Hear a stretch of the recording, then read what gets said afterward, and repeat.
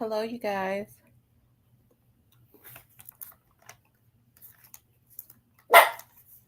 What's wrong with you?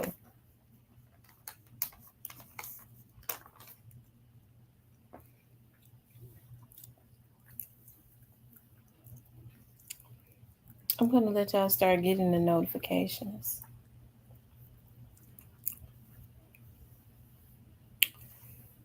I will stay on for like an hour. I haven't been feeling good today. Hey, ZK.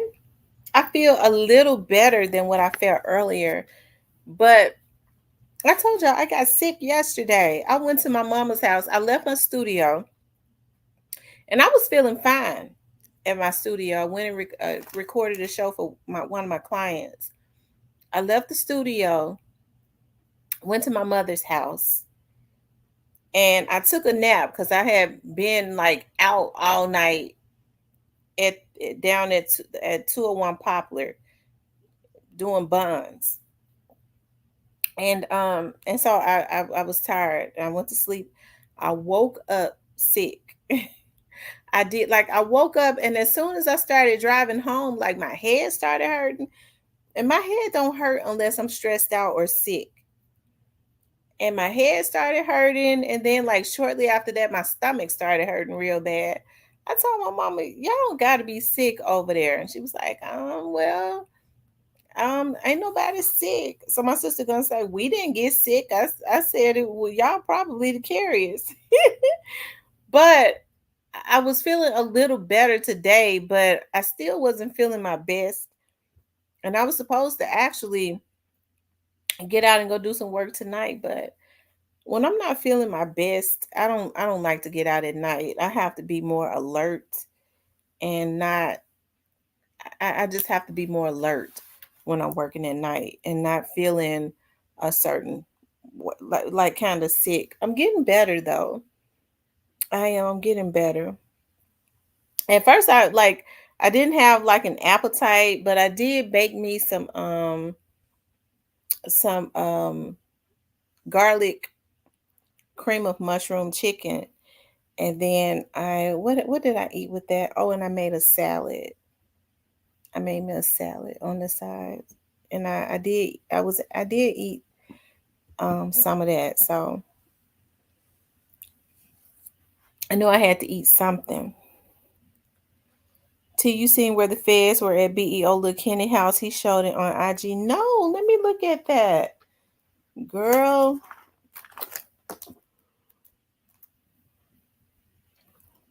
Let me see. I sure didn't see that. I've been laying around. I've been mainly just laying around today.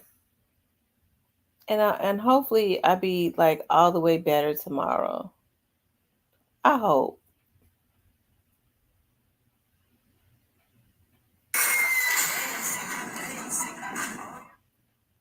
Let me see.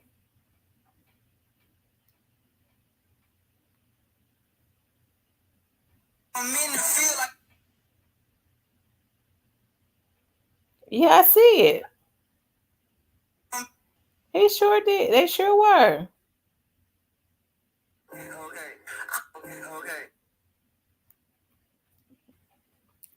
So he just showed them walking up the stairs. Thank you, Clarinetta, for a speedy recovery. I don't know. I was looking at Facebook today, and I was seeing with quite a few people was like at the emergency room, like just like they was keeping a secret the outbreak, well not outbreak, but the spread of H to the I to the V around Memphis. They said it has been an influx, but it's been going on. People, it's just was underreported, but it's a lot of people was at the emergency room. I was looking at that, but I had somebody had said like a month ago that you know COVID was um on the rise again.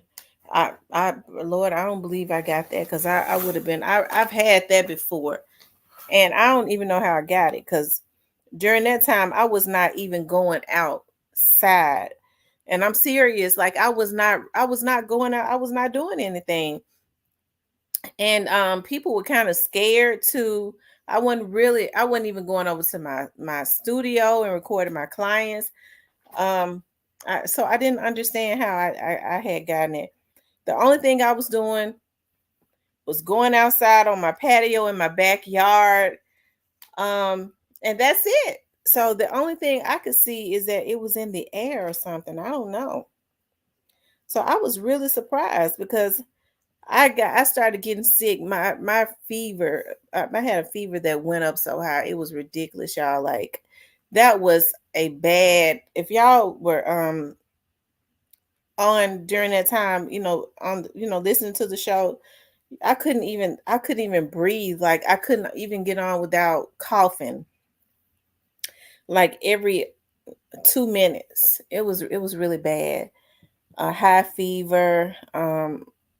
That night, I didn't think I was gonna make it through the night. That first night, I didn't think I was gonna make it through the night. But my daughters started going to get medicine and leaving it at my door and stuff, and um, that was terrible.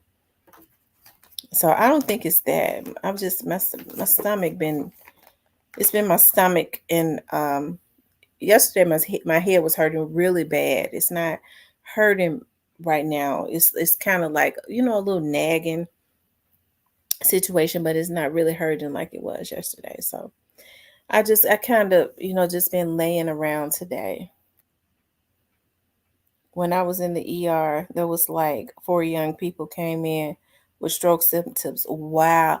Um, I was just looking at Thaddeus Matthews' page, and there's a young lady in the Memphis area that is I believe she's a city council, and she's like in her 40s, and they were saying she's in the hospital from having a light stroke. So people got to definitely be careful. I advise anybody to get a blood pressure machine, so that you can check your pressure, because that is a silent killer. I was checking mine tonight and it was perfect. Getting up, like dancing and exercising. Like for me, I like to walk around my lake.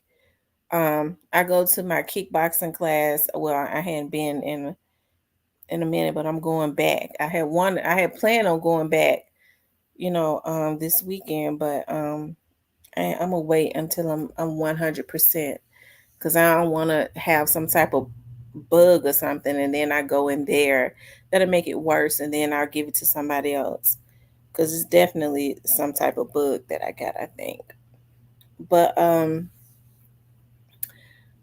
yeah, just doing jumping jacks or something like that, a teaspoon of vinegar. I don't have fish in my lake, and that's one of the things that I hate, because I grew up fishing. I said if I ever move, because see, I want to live in the country, like I want to buy some acres. I'm gonna tell you where I kind of wanted to, East Tennessee. I wish that I had just kind of waited and moved to East Tennessee, and um, East Tennessee is so beautiful. It's more like the country. I had said I always wanted a house with a lot of land, and my house now is really nice. I like it, but it's not the country, right? It's beautiful, but it's not the country. And but I want to have a lot of land, but I want other houses around, right? I don't want to be that secluded, but I want a lake in the back of my house with fish, okay, with fish, so that I can go fishing. And my grandma and my granddaddy taught me how to garden. So I could grow cucumbers, tomatoes, okra, um, peppers, potatoes. One year, my grandfather grew some watermelons. They weren't real big, but they was round, little, and they were so sweet and good. They were so sweet and good. Greens. Oh yeah, greens. That's why it's hard for me to eat greens, like especially when I think people have cooked greens from out of the can, because I've had organic greens. The cucumbers, it's hard for me to really buy cucumbers in the store, because they don't look like or taste like the cucumbers that my grandmother grew. that we grew in our garden. So when you've had organic stuff and you're used to the taste, like the peppers, the tomatoes, because we're so country. My grandma and them was from in the backwoods of Mississippi. That's where they grew up at. But like I guess we picked up those habits from them, like eating tomatoes and dipping it in vinegar and salt. Sometimes I still do that. I don't particularly care for a tomato, but I do buy them, in case I want to. I don't know. It's certain little stuff that I make. I might have to chop up a tomato. But for some reason, though, those green tomatoes, I love to eat them too. We would dip it in vinegar, it's just a habit as a child. My auntie that lives in Indiana had a plum tree in her yard. And I was so mad because growing up, we used to always climb that plum tree, and the plums it was on the side of her house. And the plums would be so juicy and good. I'm telling you. And I asked my cousins when she died, they cut the plum tree down. I said, "Why y'all cut the plum tree?" Well, it was drawing all types of flies and stuff. Oh, stuff like that upsets me. Like, everybody don't have a darn plum tree in their yard organically that grows plums that are so good. I mean, the plums were so good. She says Chinese plums are delicious, but I'm a watermelon person. I love watermelon. I got me a watermelon right now that I want to cut open. And I hope that it's sweet, like the one I got at the market. This one I got from I think Cash Savor. So it's seeded. I can't eat fruit unless it has seeds in them. Like grapes, I love grapes, but I don't buy them anymore because it's hard to find seeded grapes. With all these vegetarians, our food is disgusting. Yeah. If you look at, I remember, I think I forget, PETA or somebody had like a campaign going, and they was doing campaigns on Facebook, when the video pop up in your feed and of how they slaughter the animals, like the cows and stuff, y'all. I could not hardly look at that. It is so cruel how they do those animals. I would just be crying like a baby. And then they were showing like how the Chinese do the dogs, how I mean the dogs be terrified and crying. How could you eat anything that cry like that? I mean, they skin them alive.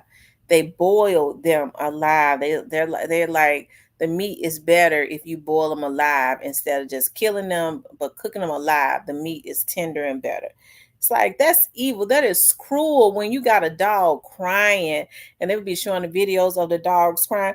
Ooh, I mean, how could you stand to hear that from a dog being in pain, and you talking about eating them or skinning them alive, seeing them shake like that? Like, oh my God, some people are just, sometimes I wonder what planet do some people come from? They have no feelings at all. They're completely sadistic. And I'm serious, they are.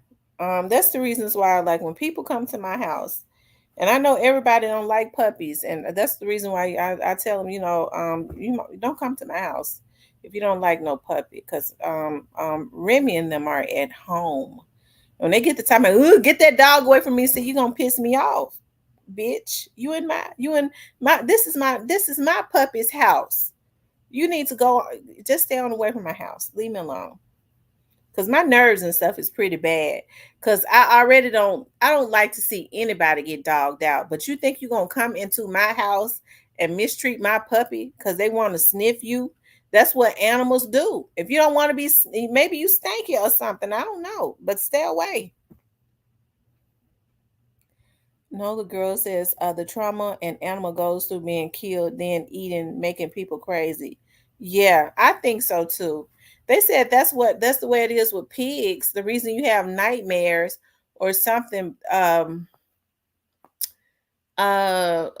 of the trauma that pigs ago. Somebody was telling me that I think I was listening to Thaddeus Matthews one day, and he was saying that when a pig sees another pig slaughtered, it scares them so bad that they release a hormone in their body that causes cancer in our body. That's what they were saying. I'm going to tear my watermelon up tomorrow. Girl, I'm praying when I cut that watermelon open that it is sweet. I love sweet watermelons. Oh my God. I love this time of the year because I go get like 2 to 3 watermelons a week. That's how my grandma used to be about her dogs. She used to say, "Get the hell on." This there, I'm telling you, talking about kicking at my puppy. I'm gonna kick that dog. No, you're not gonna kick. You're not gonna kick my puppy in my house. This is my house where my puppy resides. Are you crazy? Mm-mm. Um. Hey, Tyranny. Hello, Tamara, and everyone. I'm glad you are on live because you know how to cheer a girl up. I was mad as hell. Now I'm good hearing you. Thank you, Tyranny. I appreciate that. Y'all, Tyranny, fine, fine. Tyranny, how many pounds did you lose? Tyranny lost like 100 and something pounds.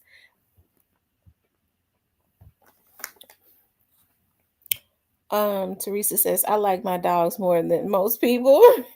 You have an attachment to your puppies because they're loyal.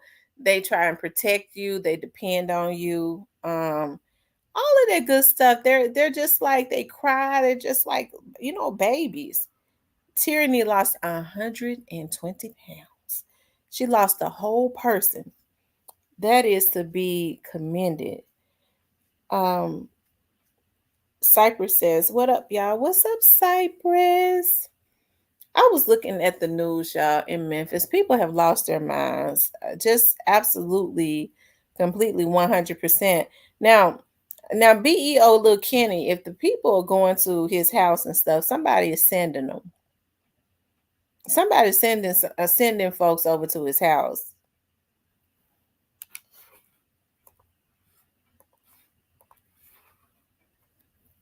It seems to be a pattern. Oh Lord, stop me. It seems to be a pattern with a group of people. I think about Honeycomb Brazy. Then I think he was into it with somebody. Then I think about NBA Young Boy. Who was it that they said that NBA Young Boy was into it with? I know they said Puffy, but wasn't he into it with someone else? Was he into it with Finesse 2 times? Was NBA Young Boy into it with Finesse?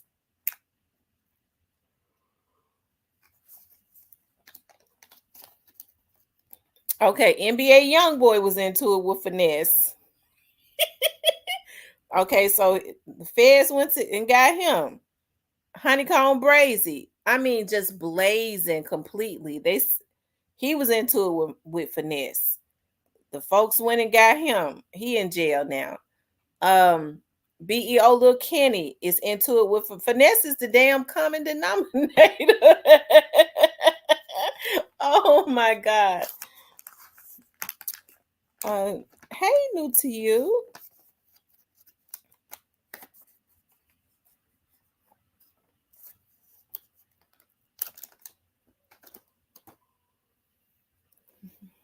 Smitty G says Raven, Jeremy Pierre, y'all ass is going to jail too. Why is oh my God, y'all ain't even in the mood. I just gotta laugh. Now, why is Jeremy Pierre going to jail? Why he going to jail for Smitty? Why?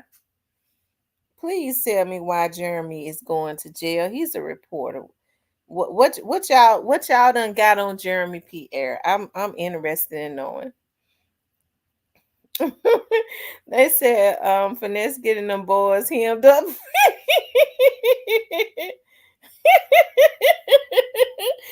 Oh Lord have mercy. They said Finesse said he be reading the book The Art of War. And hey, I'm gonna tell y'all something though. Oh, Hey, but see, I'm not into the type of stuff that they're into. I would never in my life be trying to get somebody put in jail just because they're my competition. Are you? To me, that stuff like that is not even logical. Oh, you I'm mad at you because you said a rap about me. I'm gonna get them niggas put in jail. You know, stuff like I don't understand all of this emotional craziness where you're messing over people's lives. Now, when you hear me talk about I'm gonna get the police on somebody, I have a valid reason for it. But as far as what finessing them doing, I don't think that that's right. I don't think that that's right because it's strictly about competition. If you don't want nobody saying anything about you in a rap, or you don't want to go back and forth on Instagram or something, you mad. You want to put the police on folks too. I mean, that's just too sissified to me. Um, yep. A lot of those guys get out jail to snitch on others.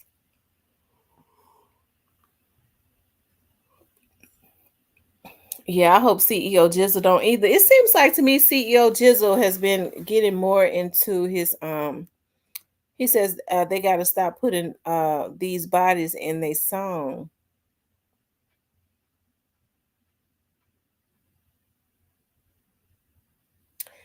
ZK says pathetic, ain't it? A lot of those guys get out. Yeah. Now, why is Jeremy Pierre going to jail? I'm just interested in knowing. Child, now Jeremy Pierre, the news guy, he's supposedly a part of the Young Dolph's murder too. Ooh, I tell you, I get tickled at some of this stuff.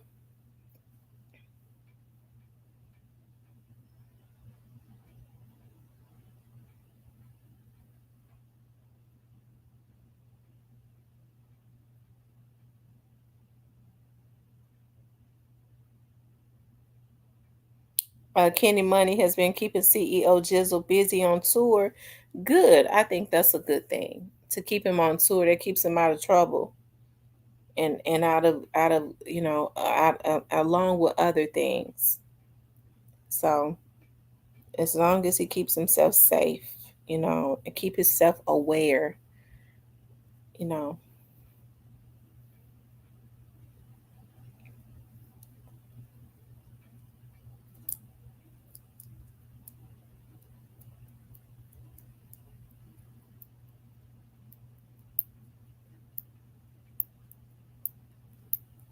Hmm. Yeah. So NBA young boy was living in Utah in the mountains. The only other black person I know that lives in Utah is Carl Malone. Y'all know he used to play for the NBA many moons ago. See, that's when I really enjoyed basketball. Like I'm gonna tell y'all around the time that I was really, really, really into like NBA basketball when there was Shaq. Kobe had just got drafted. It was Shaq, Kobe, Nick Van Exel, and Eddie Jones. That was the dream team. I mean, around that era, I loved it with like Charles Oakley, Jason Williams, like all of them. I'm talking about Jason Williams at the time. It was the New Jersey Nets, and I love it when they was playing because I mean, even though I couldn't stand Charles Barkley, they didn't act like little girls, ooh, they knocked me down, crying and stuff. Then when they leave, when they leaving the court, when they walking out after they do the press conference, they putting their purse on their arms and walking out. See, I can't take that coming in there with with their skinny jeans on, um, that's tight with their dresses on, their shirts so long, look with tights on that look like dresses. That's the type of shit that women wear. I can't look at nothing like that. They whining and stuff about getting knocked down. Oh, they broke my nail. I can't look at that. Mm-mm. I don't mean no harm. I can't look at that fruitcake stuff. It's not what it used to be. See, I was looking at it when it was a different, and I started to see when it changed, and it started wearing the dresses and carrying the purses. I was out of there. I couldn't look at it no more.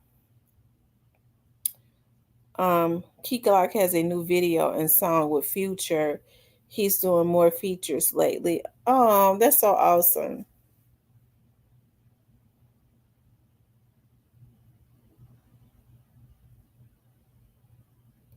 No, no, listen.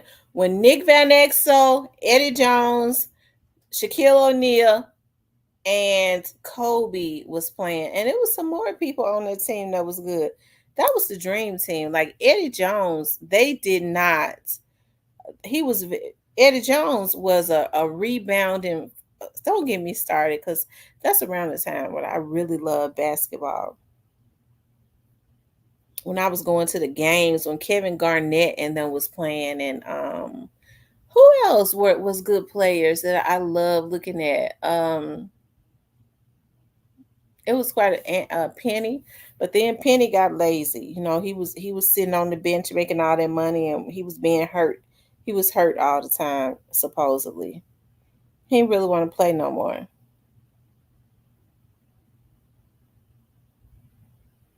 Key Glock has a new video and song with Future. He's doing more features lately. Yeah, got plenty features out there. Yes, he was. I love me some Eddie Jones. Like right before he retired, he like at the end of his career, he played for the Grizzlies for a couple years because I got the opportunity to meet him, and then like when he left Memphis, he went to the Miami Heat, and he was actually from Florida, from Pompano, I think he said Pompano, Florida. Yeah, I mean, a real nice guy, laid back, real cool, just like he was on the court, quiet, real laid back, cool guy. I liked him. Um, the other day I was watching WNBA. They were showing the Las Vegas Aces. Some of women dress better than the men. Yeah, I don't know why, and I'm really proud of the women as far as basketball, women, creating generational wealth and all of that. I could be supportive, but for some reason, I can't get into that NBA, that WNBA basketball. But hell, I guess I may as well look at if you, I guess now, if you want to see masculinity, which I don't want to see masculinity in no woman, I guess that's where people go now, if they, because the men playing like fruitcakes. Ooh, I broke my nail. Then they get up, acting like divas and put their purse on their arm and stuff. I can't look at no mess like that. I don't mean no harm, but I just, and I'm not, and listen, not trying to be judgmental. I'm just talking about me. I don't want to. I'm not going to either.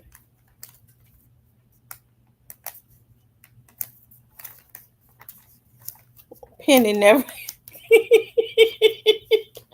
Oh my God. Listen, I work with Penny Hardaway's aunties every January.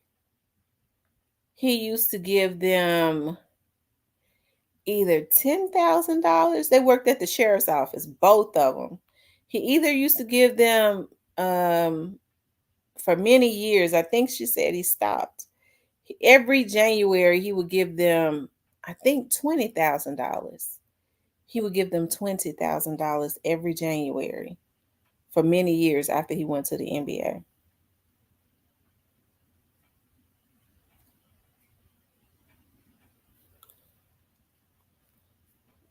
Mm.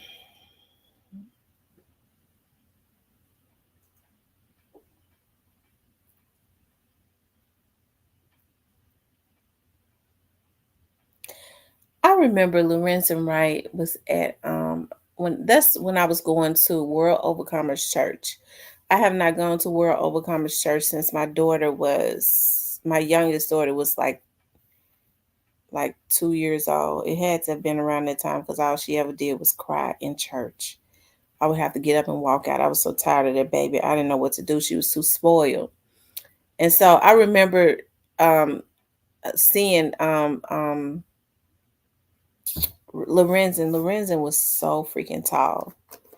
He was so freaking tall. And I remember the preacher saying, "Oh, Lorenzen Wright is in the house today." And we were sitting up in the balcony, and we looked down there. All I could remember seeing was how he had a bracelet on his arm, and it was blinging. It was, the light. It was so bright. It was blinging so bright. It could raise the dead. Light so bright it could raise the dead. I mean, his that bracelet was so beautiful. That's what I noticed. Like just how it was glistening. It was no light on it or nothing. You talking about I could tell it was just beautiful. Oh my God, he was gorgeous. He was gorgeous. You know what? After he had passed away, after he was assassinated, his mother used to come over to my studio every year. I made sure I kept his case alive, even when the main media's one after a while, you know, it was going cold. But his mother is very blunt. And you think about it, Lorenzen's mother is tall. She's tall, and his dad was tall before he actually was wheelchair bound, right? And she said his dad was like 6'7" or something like that, and he was actually hit up in the back, and he's in a wheelchair now, been in a wheelchair for many years. But his mother is also tall.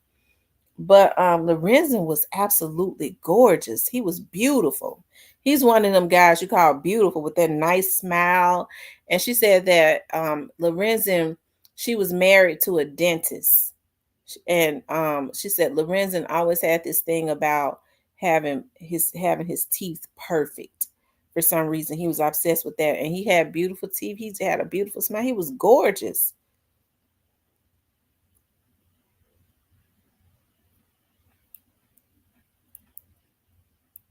Yeah, that's real jewelry.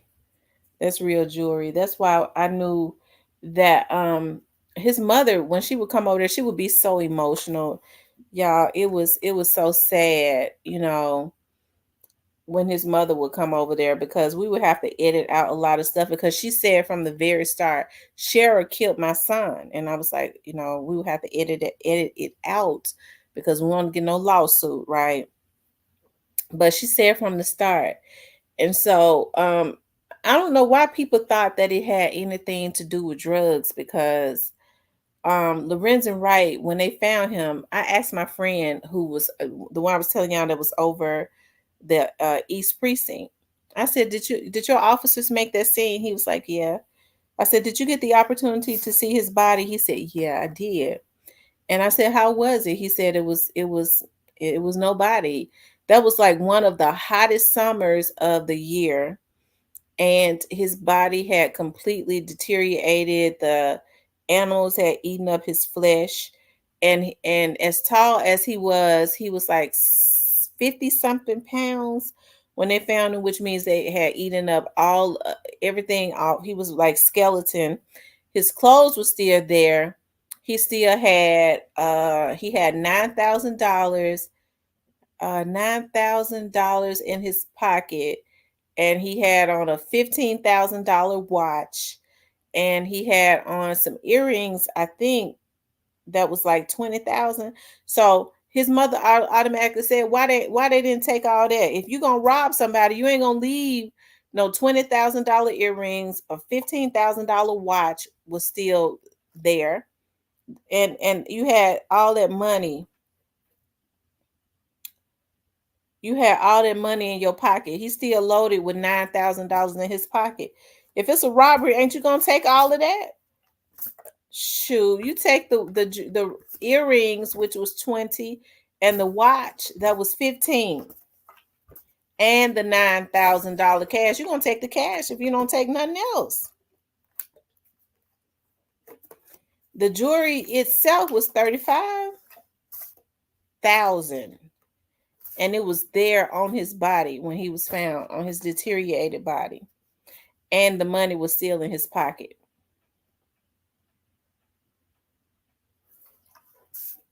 I hate how they let this case go unsolved all those years. Yeah, yeah, that is. It's really sick and sad. It really is.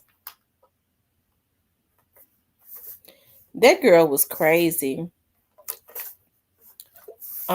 She married a deputy sheriff, and I think she married that deputy sheriff because she wanted, to keep. She wanted somebody that could keep his ear, I guess, to see if he would be hearing something about the case. Then she started messing around with a guy that actually had worked for the commercial appeal. That girl was sick. She was really sick. Whatever it was, they said Thaddeus Matthews talked about her. I forgot what kind of freak he said they called her. I forgot. Um, the guy said that she would do something in bed that had them hooked. She got all of those guys hooked. I forgot what that. If Thaddeus did a show on that, talking about how she had Billy Ray hooked and the killer coochie. That's what he called it, the killer coochie. It's sad when people let what somebody might do in bed make a fool out of them like that.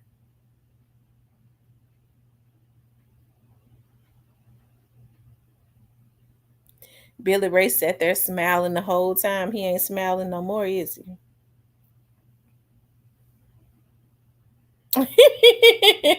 He called it the killer coochie.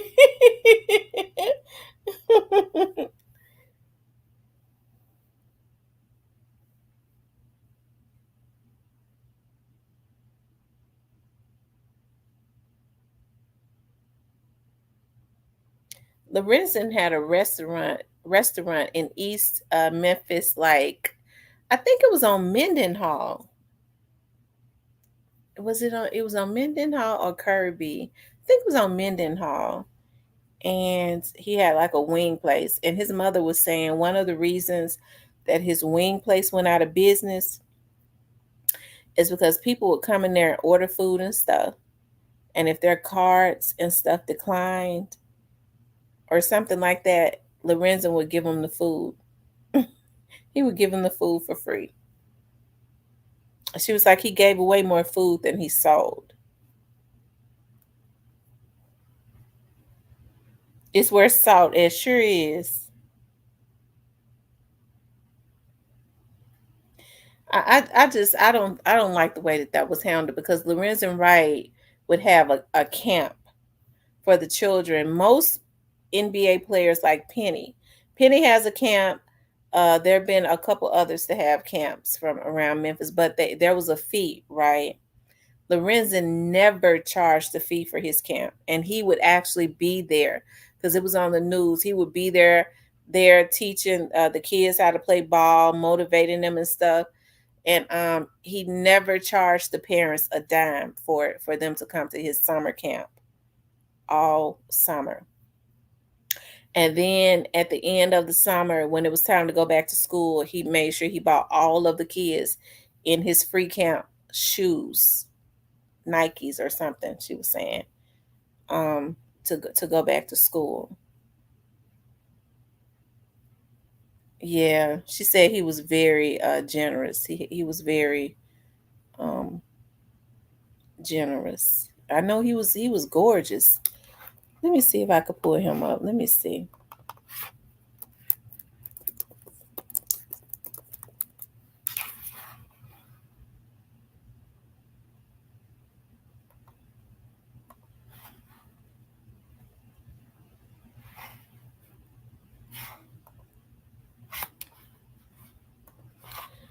See, she manipulated him early on because he was Jesus Christ. But she said his mother said on my show, look at how good looking Lorenzen is. She said Lorenzen was a country boy from out of Mississippi. Okay, that had not had she got him when he was still very young. She was already experienced. Her father started coaching Lorenzen and training him in Mississippi, and her dad actually put her on Lorenzen as a when he was still underage. By that time, she had already had Penny and Todd Day and all of that, and they did whatever they was gonna do with it and sent her back, okay, to the brothel. But Lorenzen was a young boy who wasn't used to getting his Woody Woodpecker sucked on and stuff. And as soon as she signed that contract, he signed that right. Well, before he signed that contract, when she knew for sure he was gonna go pro, she got pregnant. So, and he had a very strong emotional attachment to his children, which is how she was able to. I mean, I tell you, Memphis should never forget him.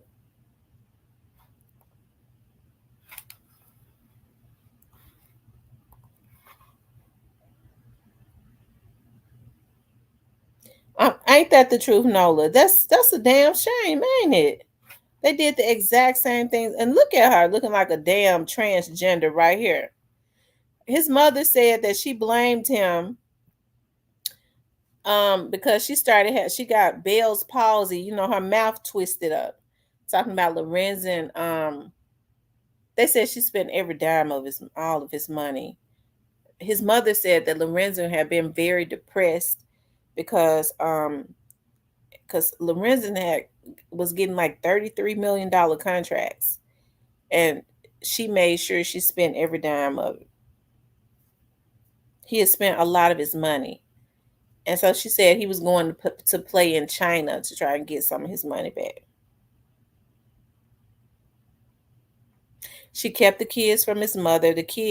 His mother loved those kids. And she made the kids believe that his mother just wanted her in jail, right? His twins were all American. But when his twins were being in the magazines and on the pic the they were set to go pro. But then that's right when their mother got indicted, and I think psychologically it messed with them. It kind of messed with their performance. He got some identical twins, Shamar and Lamar, twin boys. I don't know, y'all. His mother has said on my show that they had a daughter that had passed away. It was supposed to be of SIDS, right? But his mother started crying on my TV show. And y'all go back and look at that. And she said that to this day, when she walked in there and she heard Sherra crying, because Lorenzen had left Sherra. When he left her, that's when the baby ended up dead, because he had said he wanted to divorce her. She said it put him into such a depression, he went right back to Sherra.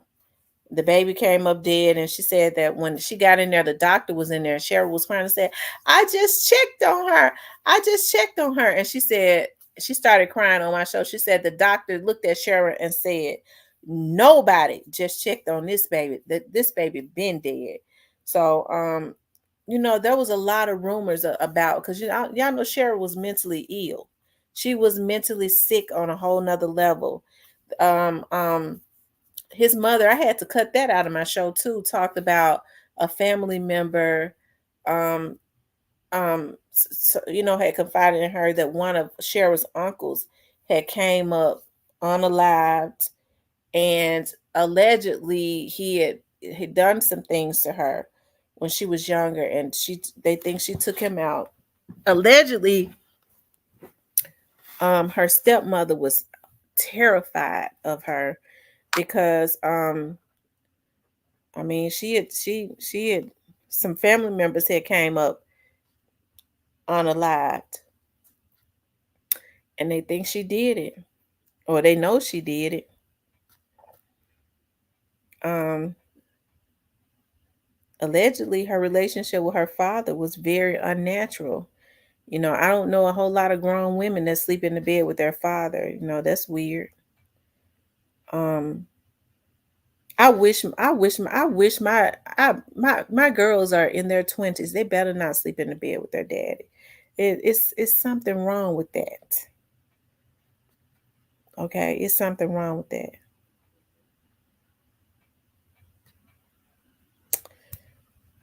Unless, he sleeps on top of, you know what I mean? I don't know. The way it was explained to me, theirs was unnatural.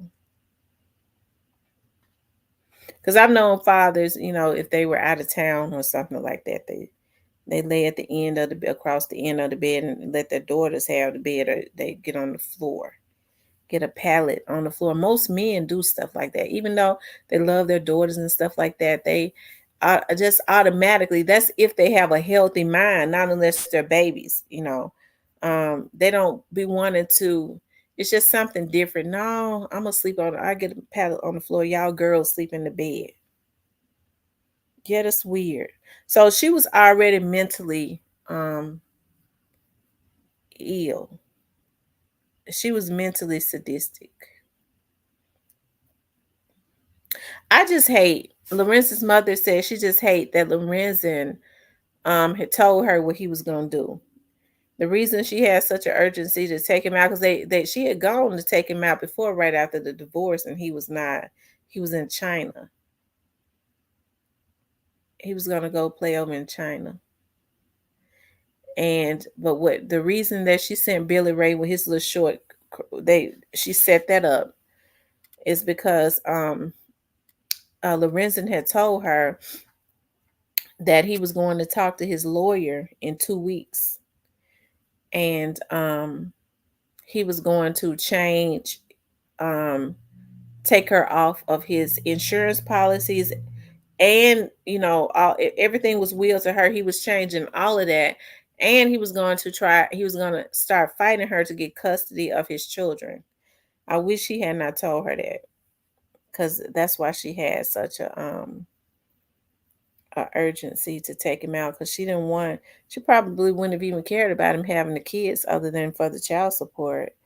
But the mere fact that he was going to take her name off of his will, you know, people think about that $1 million that she got from the NBA. That lady had so much insurance on that man that it was ridiculous. And she knew at some point, she didn't know when they was going to catch up with her. She spent every dime of that money. She hurried up and spent it. Lorenzen, when he went pro, he had bought his mother a really beautiful home over in oh my God, I don't know why I can't think of it. That area. Hey, keeping it real with Roro. Don't y'all know she put that lady out of that house? She put his mother out because when he died, he didn't get a chance to change his will. Everything went to her. And she sold the house.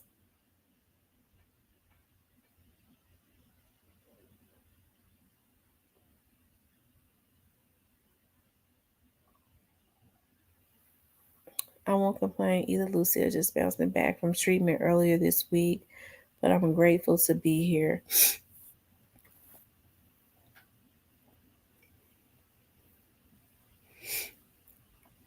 I agree, Nola girl. But oh, let me take her down. Oh, here go his twins right here. Here go the twins. They are identical. Those are his twin boys. They were all American. And just as they was getting a lot of publicity, um, their mother was indicted, and you don't hear anything about them anymore.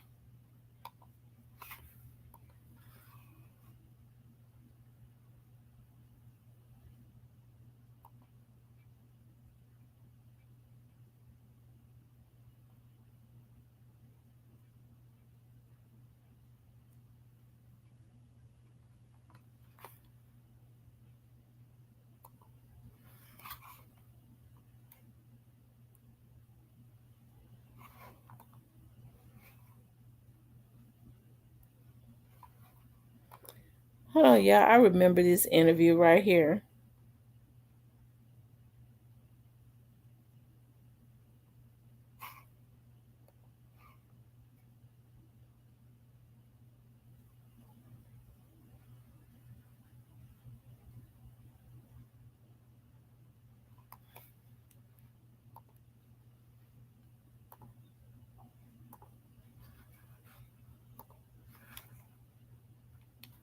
Y'all hold on for 1 second.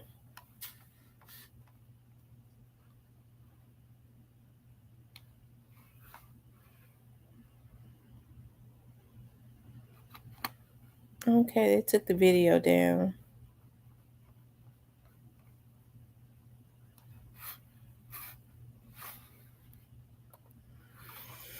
Mm-hmm.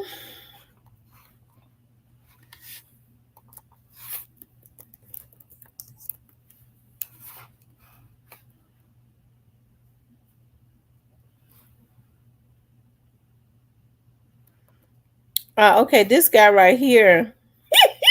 I thought he worked for the Commercial Appeal. He worked for the Tri-State Defender newspaper. Look at that.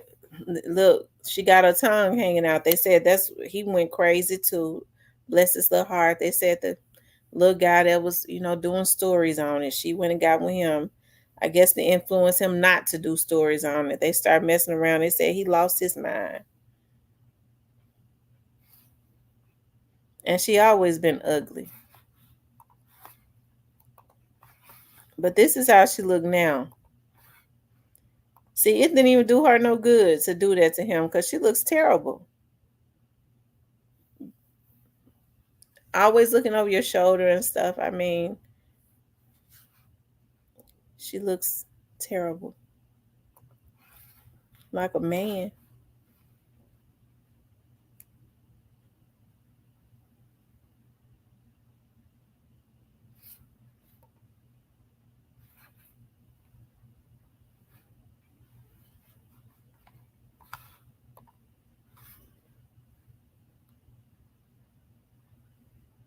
Hold on, y'all.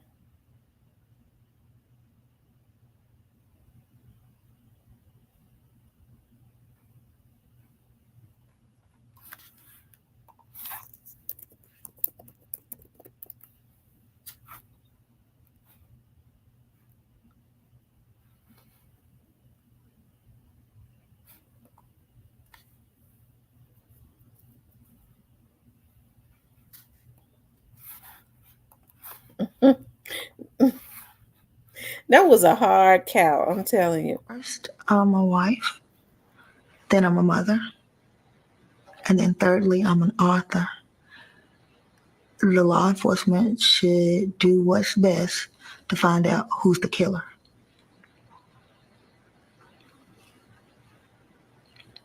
And you understand, obviously, why I had to ask that. I do, but I'm a wife, a mother, and an author.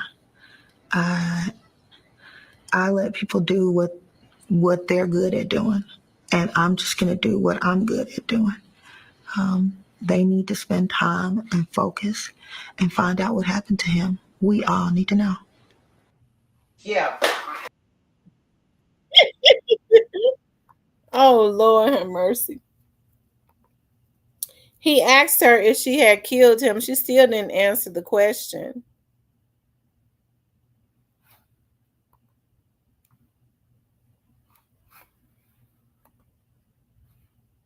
Yeah, they said she blamed Lorenzen for her mouth twisting like that. She said she stressed him out. He stressed out and made her lose her looks. Oh, Lord have mercy. Talk. But in this one is my daughter. About his four-legged friends. Can you tell me a little bit about some of your tattoos? Because you have a lot of interesting ones. I got a few. I got like what's that one? That's when he was still, I think, playing for the Grizzlies. Is that your first kid? No, my daughter that passed away. Oh, I'm sorry. And no, you know who that is. That's Jesus. There you go. My dogs, I breed Rottweilers. Oh, you do? Yeah, so this one is one of my Rottweilers. How many? Right now, I got about 12, 13. I got a bunch of puppies. You're kidding. Home, so I just had 2 litters of puppies, so I got 11 puppies. You know who's the biggest dog fan in the league? Who's that? Rip. Rip Hamilton? Yeah, he has 4 pit bull. He gave Mo Evans one of his dogs. He has really? Yeah, I always talk to him about his dog. Oh, okay, yeah, I do rocks there on Mexican kids. So you have security. You don't need a gun. You got dogs. No, I got rocks. What is it about dogs that makes you like want to be around them? I mean, they loyal. You know your dog gonna be loyal to you. You don't know about people, but you know your dog's gonna be loyal to you. You ever go out and walk your dog, like 13 of them at once or anything? No. I bring my dog out one at a time. Obviously, they get along with kids and everything. Oh yeah, most definitely. My kids take care of all of my dogs. So when you're on the road, who takes care of them? When I want to road, take care of them. My wife. I got a guy that takes care of them. Right now, do you happen to have any pictures of your dogs with you or anything, like on your cell phone? Yeah, I do. What's his name? This one right here is Cujo. Kudra. Mm-hmm. Wow, adorable. So, but people are usually scared of that kind of dogs. Yeah, give him a bad name. That's an interview somebody did with him years ago when he was in the locker room. I think that was when he was playing for the Grizzlies. I'm sure he did mess those boys up. Basically, yeah, they basically lost both parents. That's true. They did. Yeah, she did him wrong. Lorenzen, so that was a nice looking guy. He really is. Oh, was she did him dirty because he didn't want her no more. He could have. I mean, she said he was cheating on her a lot. I mean, he probably was. He was gorgeous. So he had a lot of money, but she was enjoying the lifestyle, and she was cheating. She was cheating like a big dog. She was cheating with his friends and stuff. At least he wasn't cheating with her friends. She was cheating with his friends and some of his family. She was real scandalous.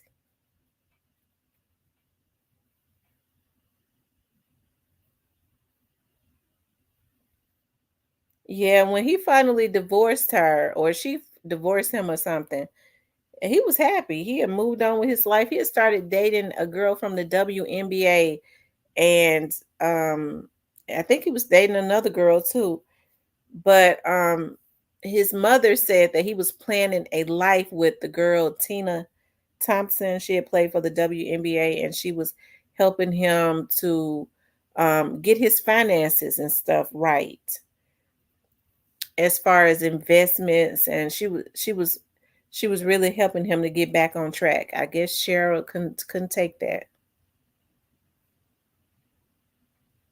Yeah, long live Lorenzen. They don't even talk about Lorenzen no more. I don't like that.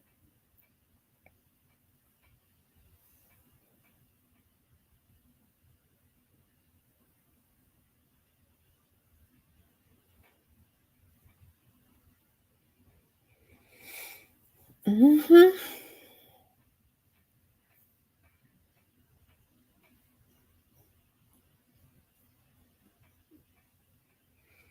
I don't think Lorenzen ever thought that she would take him out. Um, I think they always knew it was him. I think they wanted to try to her. They wanted to try to say it was drugs or something.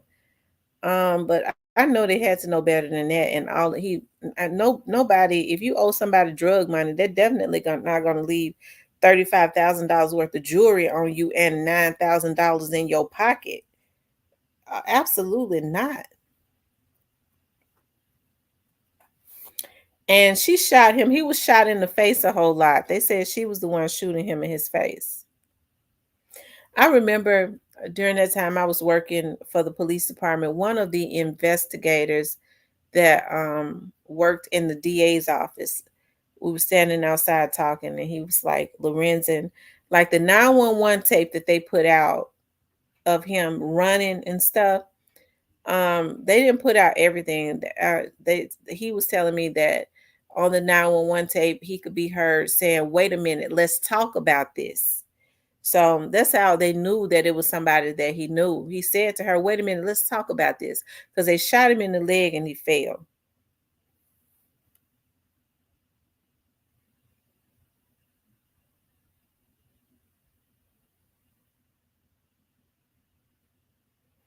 Yeah, it did.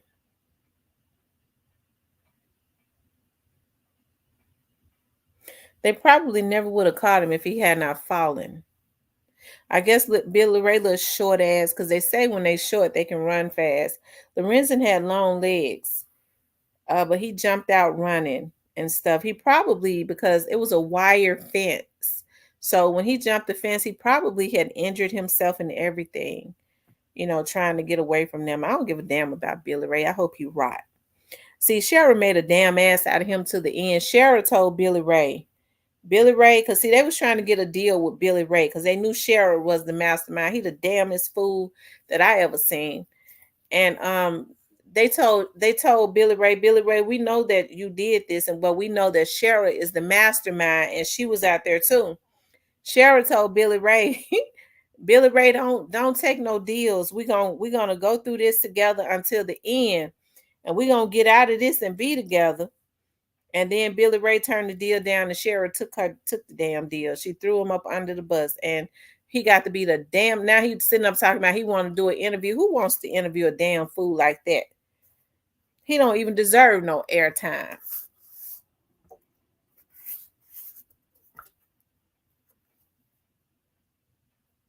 Yeah, she was on the scene. She was the one that drove him to Billy Ray and them.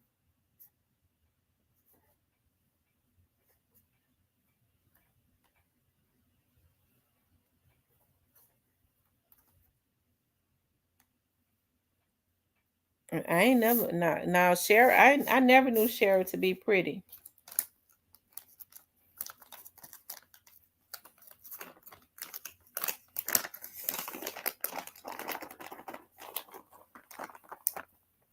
Billy Ray sat there with a smirk on his face until Sherra took that deal and he was sentenced. That's the only time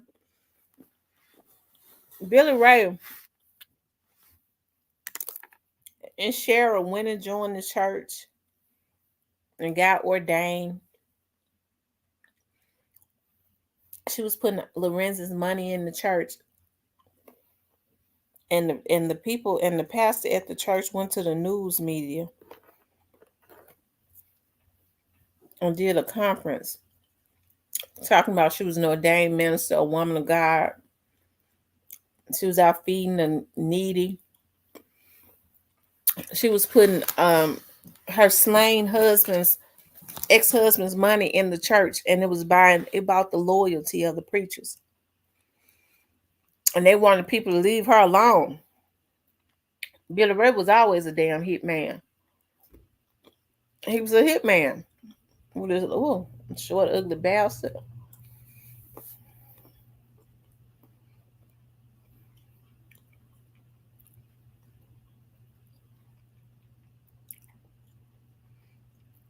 Now you can't buy that sin away. She spent all of that money. She wanted to make sure that his mother and them got nothing.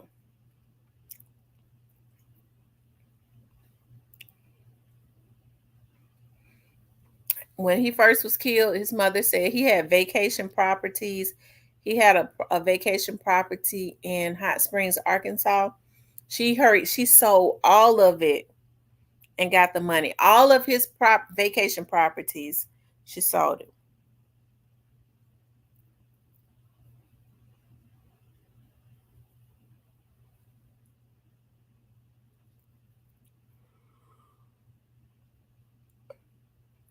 And now look at her. They said she was at one time trying to play crazy. She would get naked and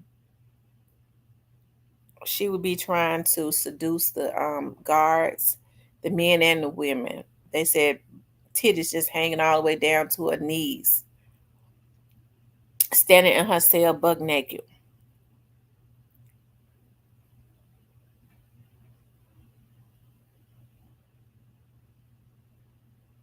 Yeah, she bought a house in Cali and married.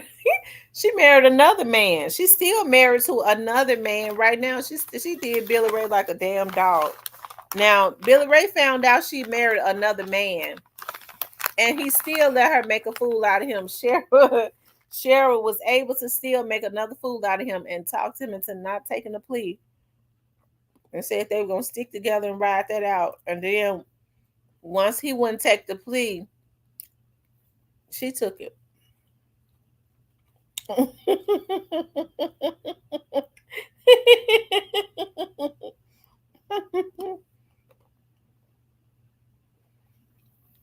Yeah, she's crazy as a road lizard. She's a psychopath. That's why I say these people better stop falling in love with folks based on what they do in bed. Because when I'm gonna tell you something, I don't mean no harm. When you start getting with people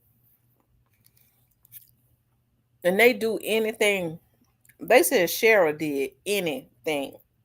They said she would do anything. She was eating ass before it was popular. And it was driving folks crazy. If a person would do anything, so to me, that's a person that might be mentally off, unstable. Cause it ought to be something that you won't do.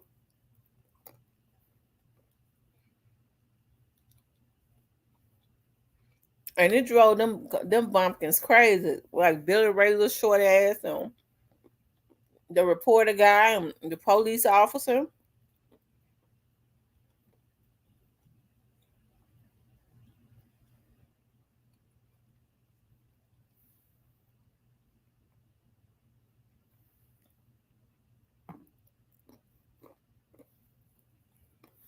Mm-hmm.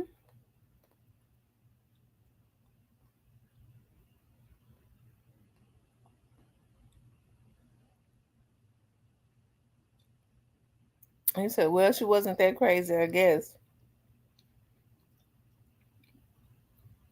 No, she was crazy. Like I said, some of her family members petrified of her because they know what she's done to a couple of other family members allegedly.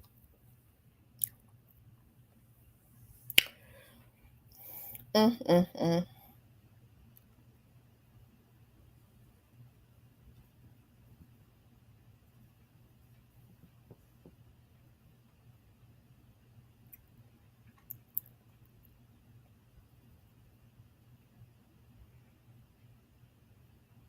They said she would always say, Lorenzen owed me his life.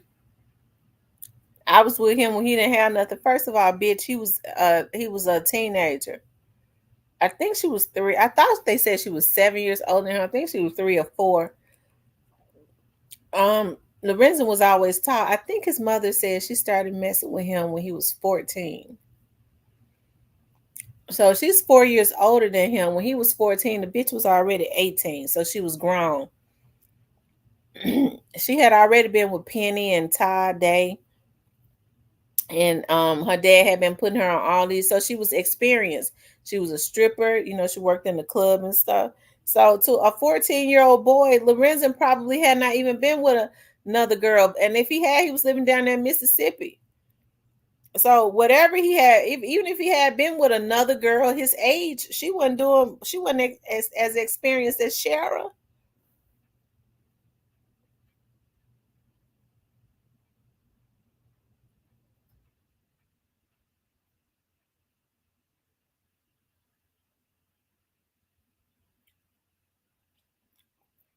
Yeah, Billy Ray was crazy. I'm gonna show y'all Billy Ray ass sit there smiling the whole time until they found him guilty. What's his name? Billy Ray Turner.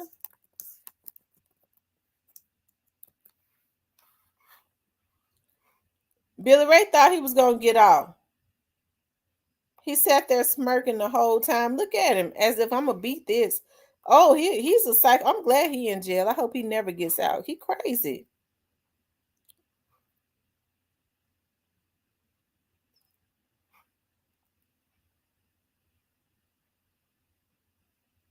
See, he never.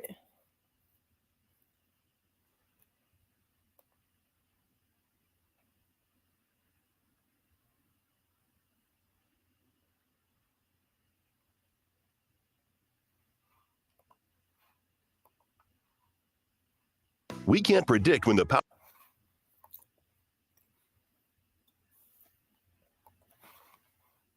will go out.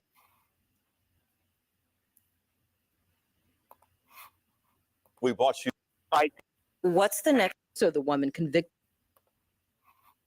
And finally, a motion for a new trial. It was denied, but he'd already told the News Channel 3 investigators he hoped Billy would get a shot at a new trial. If the Court of Appeals reviews it and says that we're entitled to the next time, there are a lot of things that could happen. No, I'm the only one on her side. Marion says she is at a good place in her life. She's reconnected with her grandchildren. After their father's death, Deborah says she longed to see them, but knew the turmoil they felt as they also wanted to be there for their mother, Sherra Wright. Deborah says she felt it when the older children, including Lorenzen's oldest daughter, showed up to support Sherra during a court hearing and didn't come over to Deborah at all. That there was a child with her mom at that time. But now, as she done thought about over the years, she said I'm the only one on her side. She showed us recent pictures with her smiling grandchildren, saying she talks to them just about every day now. I'm good. I got my babies. I'm great. The children's mother, Sherra, was denied parole last year. She is up for parole again in 2027. Deborah vows to fight her early release. As for Sherra, she still hasn't responded to our request for an interview from prison. And Billy Ray Turner is also hoping to one day be a free man. Billy Ray that's the dumbest man that ever walked. He's one of the dumbest ones. I tell you.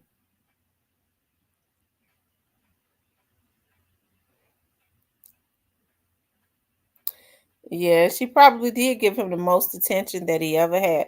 And Billy Ray was wrong because Lorenzen was the one that employed him. Lorenzen was the one that hired him, gave him opportunities, hired him as a handyman. So when Lorenzen, left and went to Atlanta, him and Sherra broke up. I guess Sherra saw where he was weak. And you let his ex-wife hire you to take out the very man that was helping you. Yeah, they did. They reduced the cousin Simon, although I believe the cousin was one of the ones that shot him too.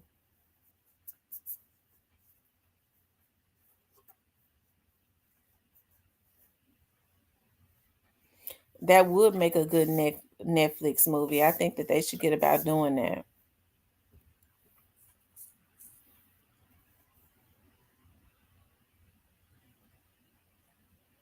I think his daughter is a nurse now. I think she's a nurse.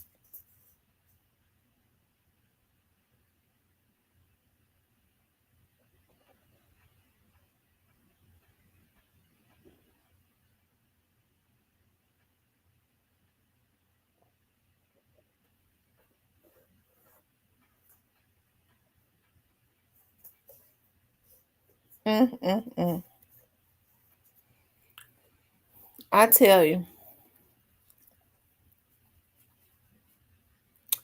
It's sad to think that people can be that easily influenced to go and take somebody else's life. That's so sad. It's a damn fool born every day. And some of them have lived to be old fools. Most of the time when a person is unalive, it's someone they know. That's so true. That's so true. Now they're not freeing him. She'll get out before him. I think Sherra only got like 30 years. Because I think she would have been looking at the death penalty. I think. And she got like 30. I don't know how old she is right now, but she'll get out one day. She'll be an old hag like she already is, but she'll get out.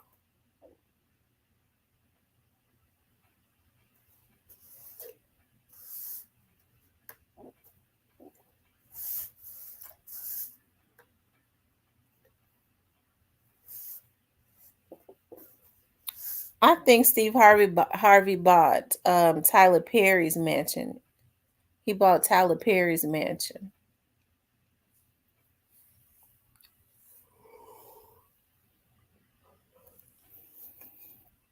I think about those big mansions that they have. I bet they don't even keep turning the lights on. I mean, like you can't even use all of that house. I bet they be fussing about keeping the lights out because the light bill probably run them the price of a mortgage.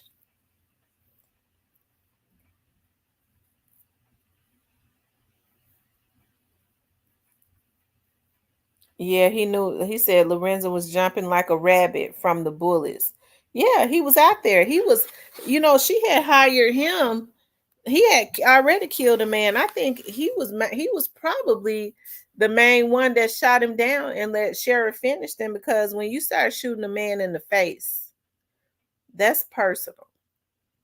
She knew he was a handsome guy, and she had developed Bell's palsy. Her damn mouth and twisted all the way around to the back of her head. Okay, with that damn twisted mouth, and so she shot him up in the face because he was still good looking.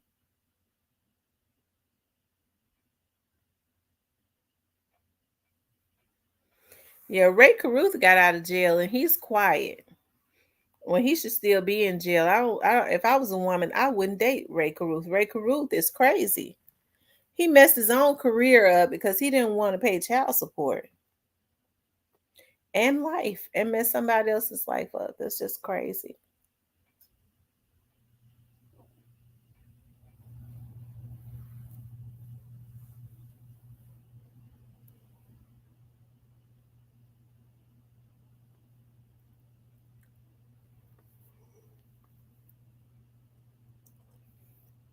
And Ray Caruth's son, the baby actually survived, but I think he has cerebral palsy.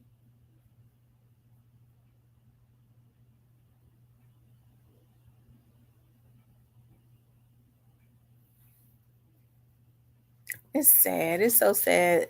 Just, the things that people do. It's really is crazy.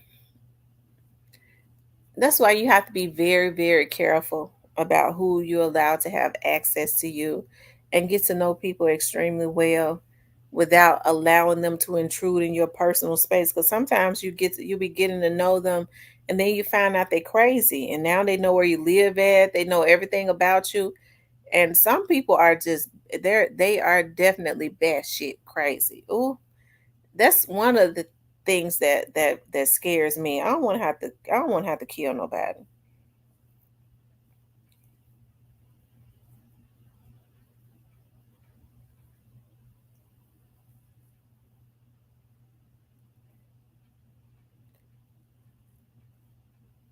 Sounds like God is already punished. Yeah, she was already being punished. I mean, first of all, you had a husband now.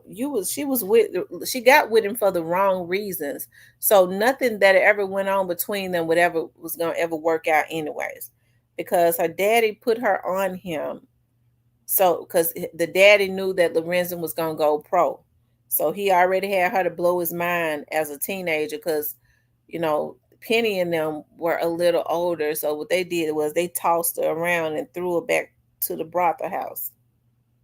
It frightens me too, especially in this world we live. Yeah, you never know what kind of mental illnesses people got. People have you don't know. It's different types of crazy. I know I'm kooky, but I'm not psychotic. I think everybody has a little kookiness in them where they have that's it's some healthy kookiness and then there's some psychotic stuff going on where people are sadistically crazy. That's the kind that scare me.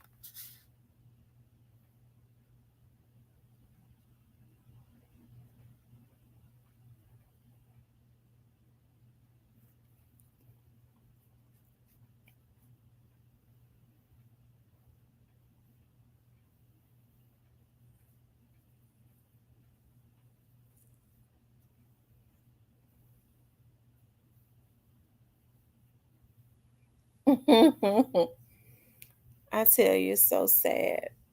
Oh Lord. Mm.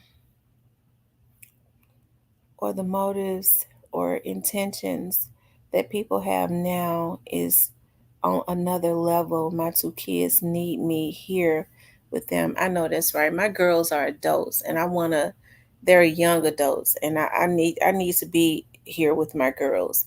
I want to see. I'm happy that God has allowed me to see my first grandbaby, and I want to have more back. I want to see more.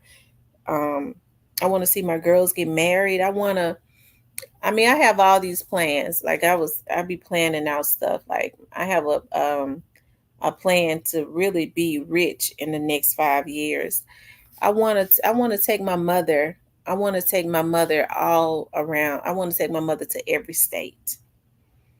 I think she deserves that. My mother is the most selfless person that I know. And I be getting emotional when I think about my mother because I think about how passive she's always been. She was always considered just like the real nice person that never said no. And people take advantage, I think, of people like that, you know. She's always trying to see the bright side of stuff. I think that's one of the reasons why I'm a nice person. I really am. But I think that's one of the reasons why I don't let people push me around. And I'm not saying that she was pushed around. I just think that she always wanted to see the good in people, and they knew that if they called her and asked her for something, she would not turn them away. Right. So I think that's one of the things. I guess I'm more like her mother was not like that. My grandmother was really hard.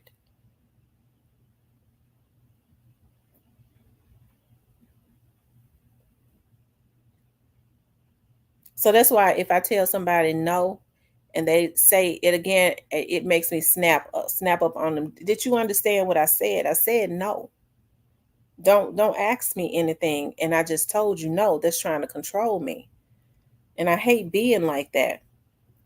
But I feel like, you know, I feel like if you give any room where there's doubt, people will try and control you by changing your mind. Come on, I used to date this guy that did that, and I hate him to this damn day when I think about it.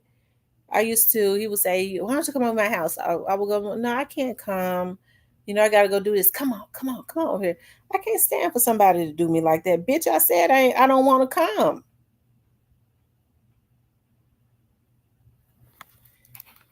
I don't do people like that because that is a form of control.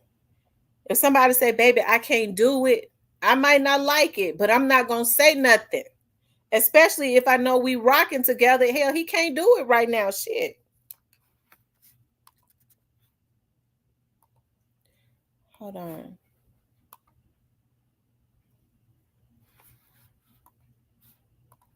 I want to show y'all my grandma. Let me see if I can find my mother's mommy. I miss my grandmother so much. I do. I miss her a lot. I don't know if I can find a picture of her. Did I show y'all this picture right here of my daughter when she was a baby and my grandbaby? That's my daughter when she was a baby. Child, she was bald head. I used to try to put a plait on, put a beret on top of her head. And this right here is my grandbaby right here, Juju. And she favors her mother a lot. She's got her mother's nose and everything. Oh my God. Isn't that something? When I put those two pictures together, tears was rolling down my face. I was like, oh my God, my baby had a baby. And I was looking at my baby when she was like 4 months old on there. And Juju was 4 months old right there. Isn't that something? Oh my God, I'm getting emotional. My Fruki and my Nuki.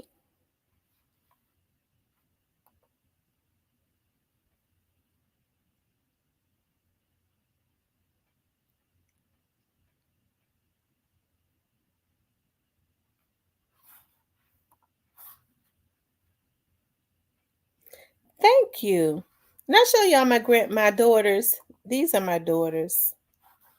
That's Juju's mother right there with the puppy. Y'all, that's Snowball. That's Snowball that Noodles got in her hand. That's Snowball. That's my oldest daughter that's holding the puppy, and that's my baby girl right there.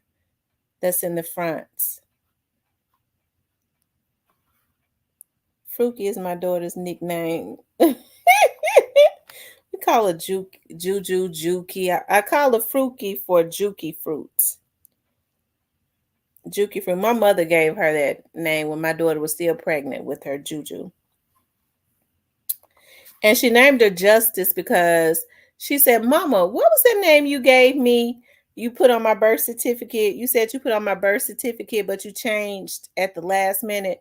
I said I had named you Justice. And she said, that's what I'm going to name the baby, Justice. Thank you. I'm trying to find my grandmother. My mother's mom. Yeah, that lady, hands and stuff was hard. She was so pretty. She was pretty for real. She was very feminine, but she fought. She was hard.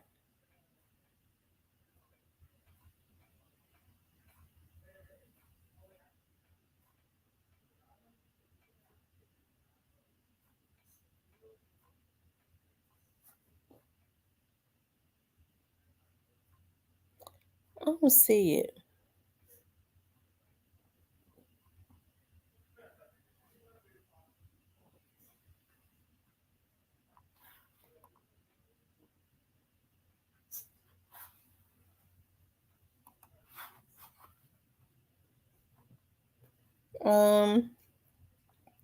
I can't find it, but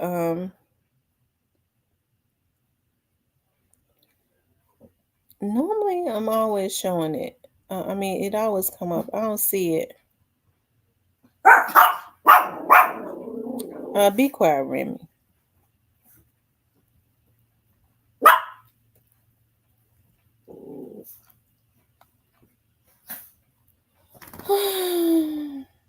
Oh, here she is right here. She look like she don't take no mess, don't it? That's my mom's mother. She look like she mean, don't it? They said, listen, people used to laugh about my grandmother. They said they never understood how a woman could fight like she fought. She didn't take no mess and then turn around and be crying and stuff. Talk all that shit and then be crying. Then start crying afterwards. She'll cuss somebody out and then start crying afterwards. And she was very sensitive. I miss my grandmother so much. My grandmother would do anything for us. She'll cuss us out. She would cuss me out. I told my mama I feel like I'm the one that got mistreated because I never remember my mother. My mother never in her life ever whooped my sister, but I got whooping, so I would get whooping sometimes. I said, I never remember you whooping my sister. I never had to whoop her. I said, but you sure did whoop me. That's because you talk back. I said, that wasn't a reason to whoop me.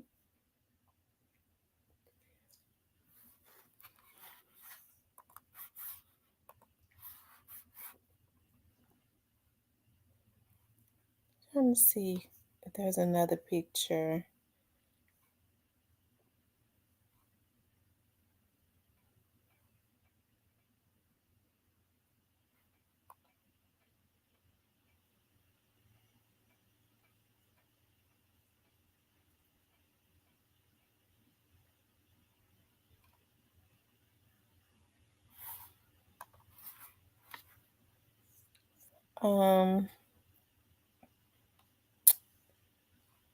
Let me see.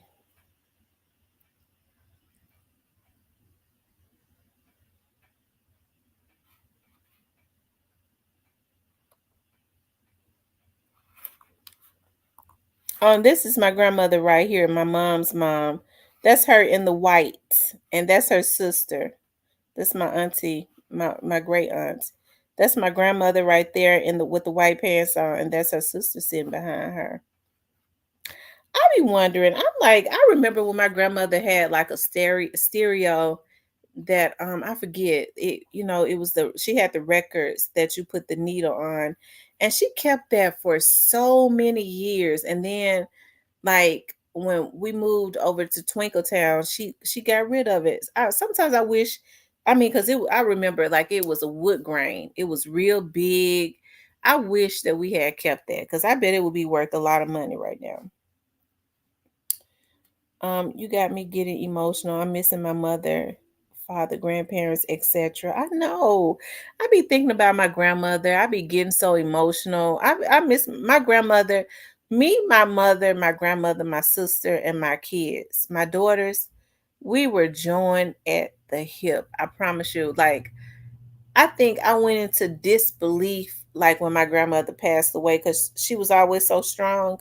I went into disbelief. I could not believe it. And I think that's one of the reasons why, like, I tell people, when somebody passes away, make sure you grieve it, because I started psyching myself out, because she was at the hospital at St. Francis. I wouldn't recommend nobody's family go there. That's the hospital that they sent them to kill them, if you ask me. Okay. And and so that's what happened. And I just, it's sad. It really is what happened at that hospital. It really is. It really is. I get mad every time I think about it. We should have sued them. But yeah, I miss her a lot. I do. I miss her. So I would just say, because I couldn't deal with it. I felt like I needed to be strong for my mom and my sister. So I was like, my grandmother, I couldn't. And even when I would get on the interstate, I would always, like, go the other route. I would not go east. I would go all the way around, because I could not stand to go past that hospital. For so long, I could not stand to go look at that hospital.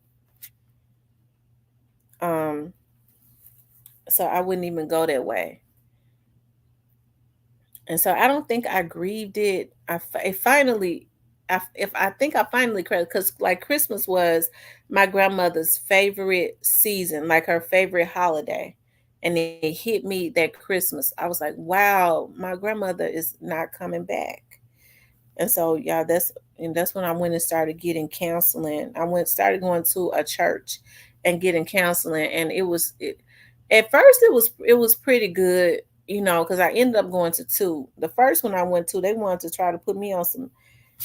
Y'all, these people play so many games. I'm telling you, like, people play games. They will. A lot of churches have started giving. They got counseling at the church, because they are connected with psychiatrists. And if they send people that suppose all you be doing is grieving, they can get you to start taking, like, depression medicine and stuff like that. They get a kickback. This is the type of game. I said, I'm not taking no damn medicine. Hell, I miss my grandmama. I'm not taking no medicine for that. But that's how they get you, because a lot of people get hooked on that stuff. Oh, I wish I would have. So it seems like every time I've tried to open up to tell people, like, my deepest emotions, they've always tried to screw me over. I was going to counseling and really speaking about how affected I was about my grandmother not being here, and they tried to put me on some damn medicine when all I was doing was just grieving. So that's why when my dad passed, I made sure every emotion that I needed to feel, I did not try and suppress it. I cried as much as I needed to. I grieved as much as I allowed myself to feel every emotion that I needed to feel, so that I could grieve and get past it.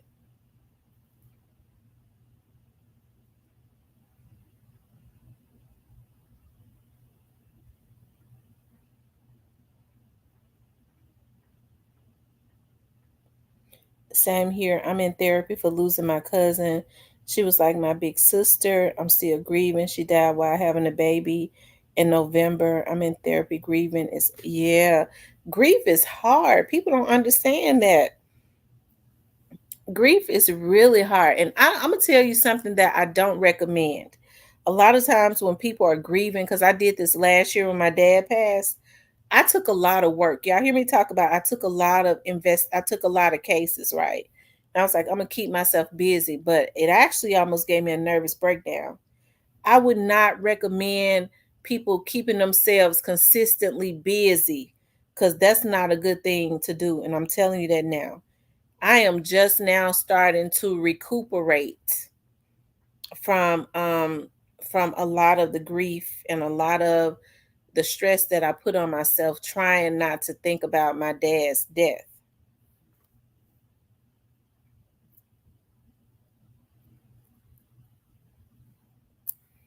Thank you, Jonathan. Death is just a part of life. It just is. It's I think about like with all of my loved ones that have gone on, I think about they just took the walk that I got to take also. They just took their walk before me. That's a journey that each and every one of us got to take. It ain't no way around it. There ain't but one way out of here, and we all got to take that route. So a lot of times it's how I think about that. I go, dog, like it ain't but one way out as it relates to life, and that's a road that each and every one of us got to take. That's it. That's all. Some people go on before us. That's it.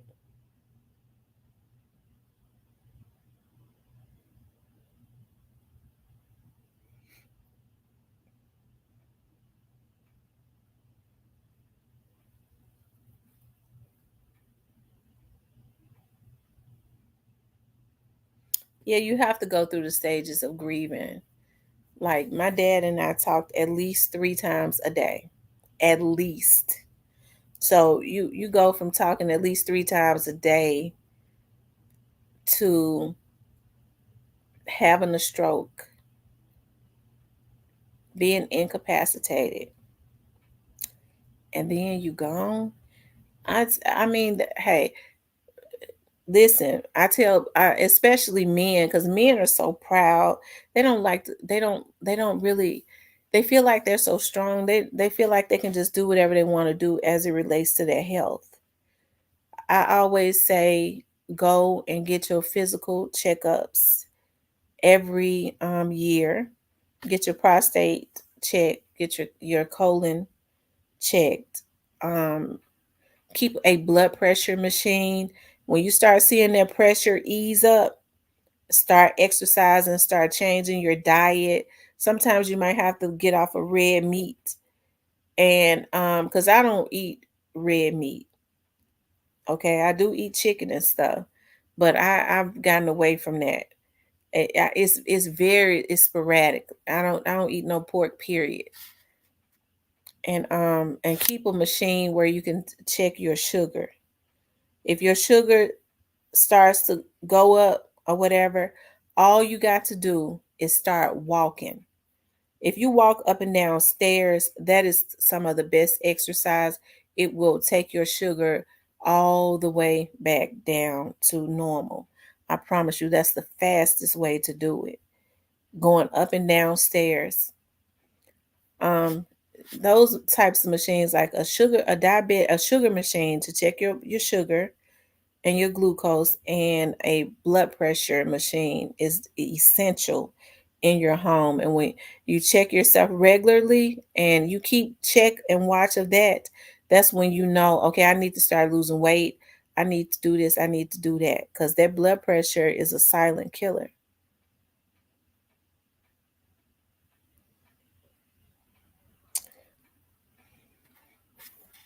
Before you know it, you had a stroke or something.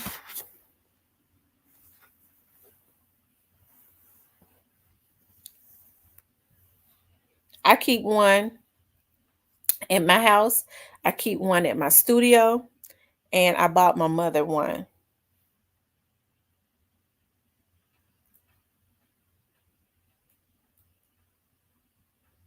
Teresa said she still talked to her parents. My dad used to visit me in my dreams quite a bit. I have not gotten a visit from him. I remember one day I was dreaming about him and somebody was calling me at like 6 in the morning. I was so mad. I remember the phone starting to ring. I could feel myself waking up out of the sleep as my dad, he was standing over me getting ready to tell me something. I was so pissed off. I was like, dog, because I was trying not to wake up because I could hear that phone. And that's why I sleep with my phone off now. We couldn't say we couldn't say he loved me back anymore. I knew things were serious. Yeah.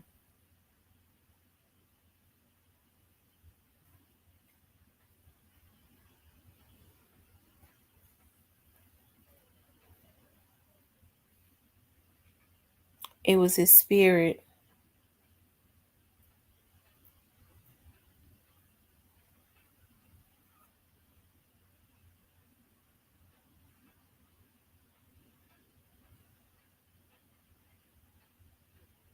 His spirit letting me know it was okay. Yeah. I know he got to be okay now because he had gotten to a point where his it was, I tell you, it was bad. I think the thing that hurts me about my dad is my dad worked for 44 years, right?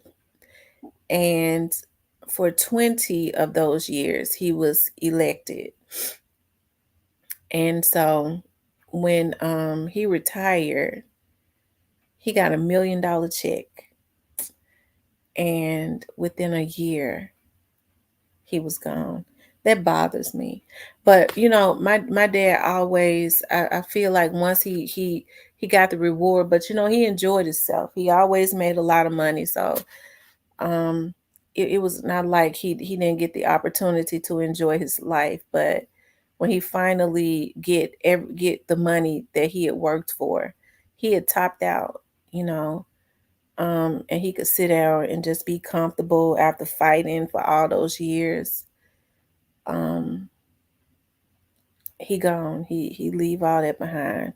So I said that to say this, you know, I tell people enjoy life. You know, money, you can't take no materialistic stuff with you. Enjoy your life because people be working hard and saving and putting away money and all of that good stuff, which is good.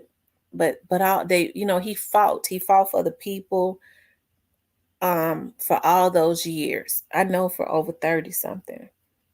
He fought non-stop. And he didn't take no days off, not unless he was sick. That's not a way to live. Enjoy life because it's short. I promise you, we're just passing through.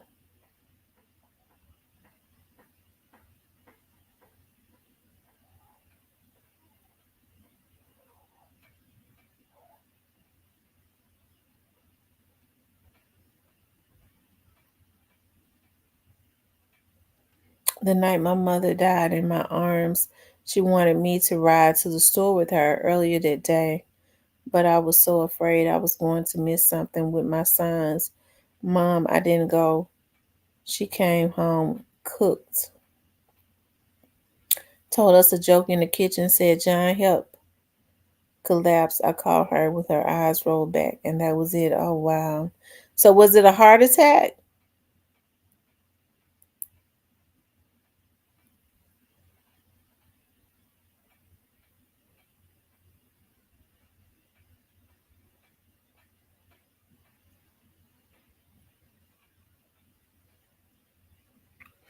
I think people need to start knowing the signs of stuff like that too. Because I remember my great aunt, she was my favorite. She lived in Indiana. And I remember the night her husband died. I was a little girl. And she called my grandmother, and I remember we got up there to the funeral. She says that I remember her saying what ended up happening was it was cold. Y'all know it's cold up north. It be extra cold. And he died like around February. And she said she should have known something was wrong because he kept saying to her, turn the fan on. Do you turn the air on? And it was winter time. Like they got like real high inches of snow and it'd be freezing. And she said, I knew something had to be wrong because he was hot. He kept saying, turn the air on and turn. And she called him B. He was like, B, it's already cold. And he said, turn the fan on me. And so she said she asked him to B, go to the restroom and get a cold towel and put it on your chest. And he got up to go to the restroom and he fell back. I remember her restroom was right there, like back because she had a small house. And she said he fell back and fell basically through the kitchen table. He had a massive heart attack, and that was it.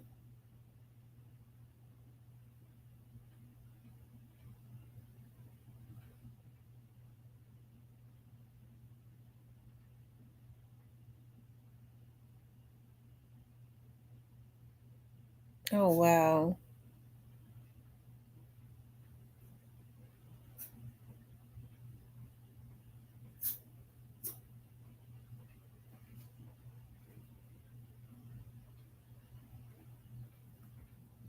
I do believe that I'm going to get to take my mom to um every city that she wants to go to.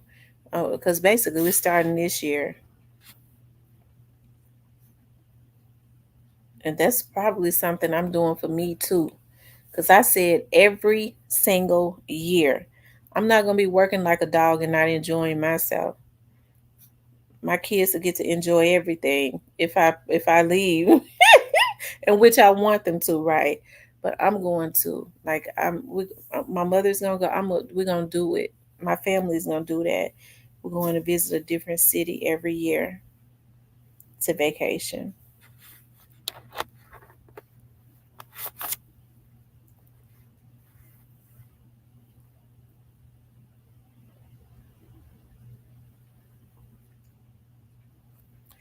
Every city, every second, and every moment you have to spend with your mother. I know I love my mother so much. God could not have given me a better mother. I think I needed that. I'm trying to figure out how I'm so emotional cuz I be so emotional and whiny and stuff like that. My mother is nothing like that. I'm trying to figure out where I get that from. My dad was not like that. My dad didn't complain about nothing. If we did something, he didn't ask why. He would go, well, it ain't no need in asking why now. I mean, it's done. So now we gotta look at another solution. I know I love my mother. I do it. My mother's voice gives me so much comfort, and I'm serious. Especially with how hectic my life is. And I call her, or she'll call me and she'll say, girl, I was up. You doing too much. You need to stop. You working too much. It's time for you to settle down. Stop taking cases. Don't take so many. I think you need to settle down. You're doing too much. It's almost like she already know. That's the reasons why I've been kind of doing the bonding thing. It does not require a lot of my time. I still do my investigative stuff, but I don't. I've like for the summer. I said this last year. I said in the summertime of next year, and I have to remind myself this. I'm not gonna be boggled down taking all those cases because it had me stressed out. And I did it like for the spring. I'm not doing it for the summer. So I'm learning more about the bonding company and stuff because the guy that owns the bonding companies have been teaching me, and that's kind of what I do, and it doesn't take up a whole lot of my time, and I'm able to like pass on cases to my partner, my friend who has an investigative company. I pass them on to him so that he can be real busy with that with the summer for the summer. Wow, I get me some rest.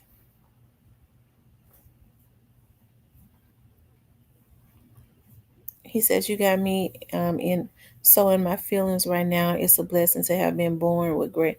I know it is a blessing. I be thinking about that a lot. I'm like, oh Lord, I hope I've been a good daughter because I know, like, I get mad and I I haven't. I don't know. I've always been sassy and I always like debates and stuff. I was like, I hope I wasn't being disrespectful to my parents. Um, and to all in the chat, cherish your time with your parents. Oh, absolutely. Your parents and your children, your family. Live life. Get you somebody to share. I think people are so afraid of love outside of their family love. Like it's safe to love your mother. It's safe to love your children and stuff. But I think people are afraid of intimate love now. And folks be sitting up talking about they don't want that, but they be wanting it. They just afraid of it.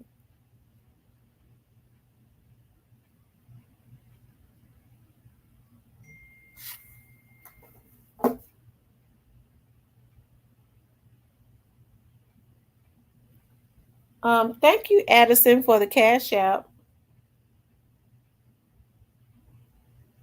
I appreciate that so much. He says that then my father passed. The hospital called and told me to come get his wallet and rings because his breathing was labored. His fingers were swollen. He was unresponsive. Yeah. I remember saying to my dad, I was like, Dad, do you know who I am? Like as he was going, like, I mean, he knew. He was like, Chrissy. Sometimes I wish that I had not been so emotional. I think when we're emotional, and I'm just like that, crying and screaming and stuff, it makes it hard for people to peacefully go on. You get them all excited.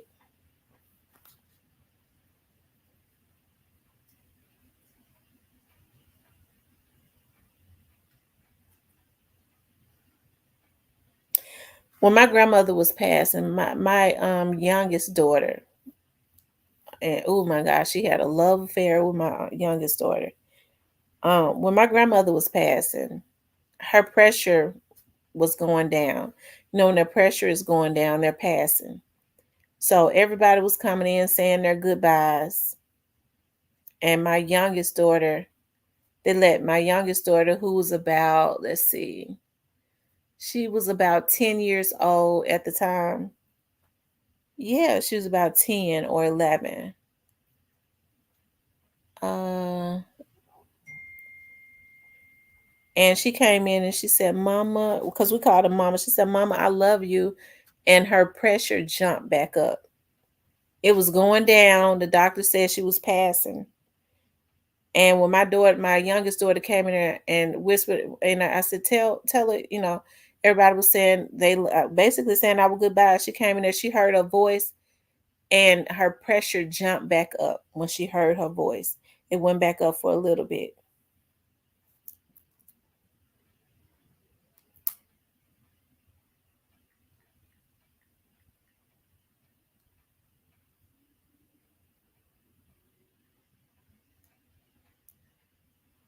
Mm-hmm.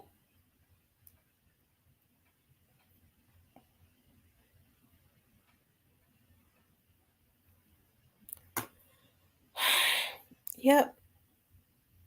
This was supposed to be an open topic. I tell you.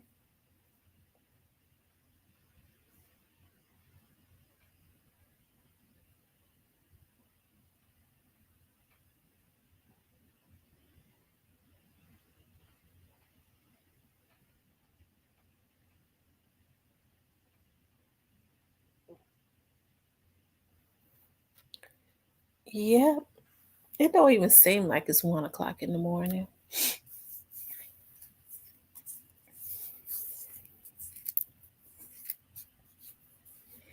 I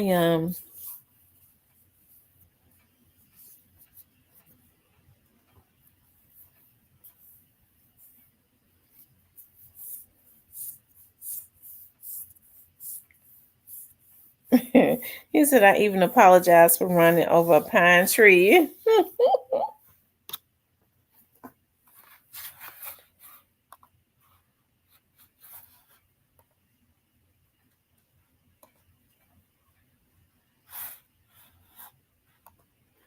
So yeah, what y'all think they're gonna do with Diddy?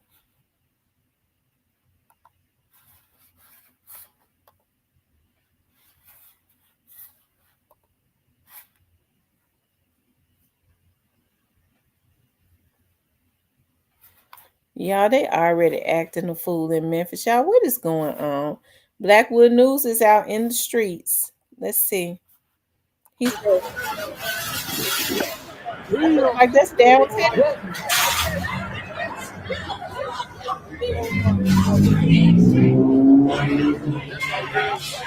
LMPD, we got a big fight on 2nd Street by BB King. That is downtown. Alright, y'all, let's tear it down. Let's tear it down. Put all barricades where it's supposed to be. Trash cans, bring tables, signs up. Tear it down. Trash can on the curb. Look at Oscar. Put that shit in the back of your truck.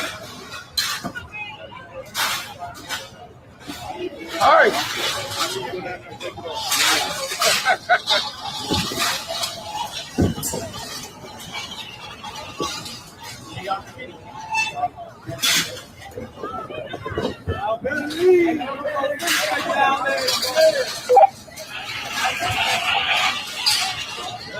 Hey, Second Street, y'all okay?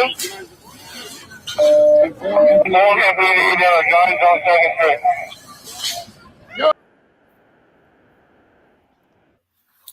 Yeah, that's sad. Now it's an officer out there, but I don't think officers like disturbances like that. They cannot go over there solo. I do know, like in most states, that most officers are not allowed to make the scene of a domestic violence by themselves. So people was getting mad at police officers if one officer made the scene first and couldn't get out of his car, he had to sit in his car and they watched him beat her up. He couldn't get out because what was happening was, in DV cases, it quickly could turn into two on one.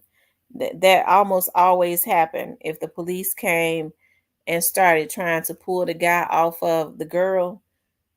Oftentimes, when the tussle got going, the girl would try to pull the weapon from the police, um, off of the police while a fight ensued, to try and shoot the police, or try and stab or start just fighting the police to try and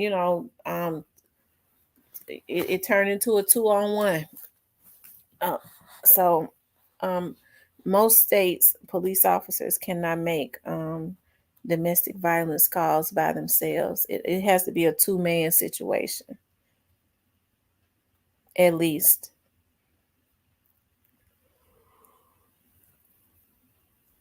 These people don't care about where their children are. And then as soon as something happened to them, they sitting up hollering about they had the best child that there ever was, when they ought to know where their kids are.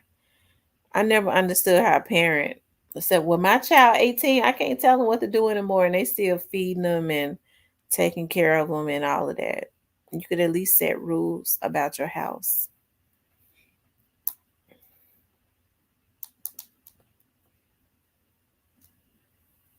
I remember when I was in high school, this girl's parents, I was in the 10th grade, and I think she was in the 11th or 12th. Her mom and dad let her boyfriend live with them. Her boyfriend was living in their house. How could you let a man live with your 16, 17-year-old daughter?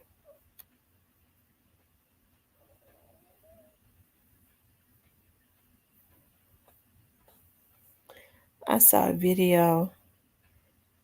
These young guys, 18 through 20 years old, was holding guns. And this one guy said if his mom crossed him, he would shoot her in the face. They were in Memphis. It made me so sad. Oh wow.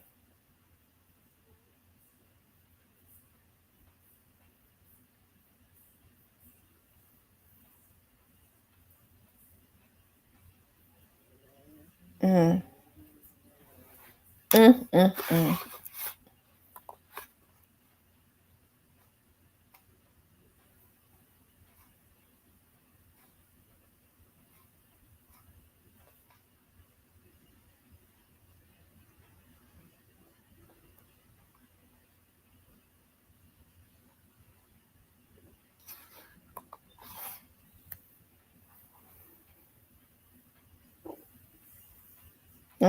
She said I call mine so much they get tired. I call my kids a lot too.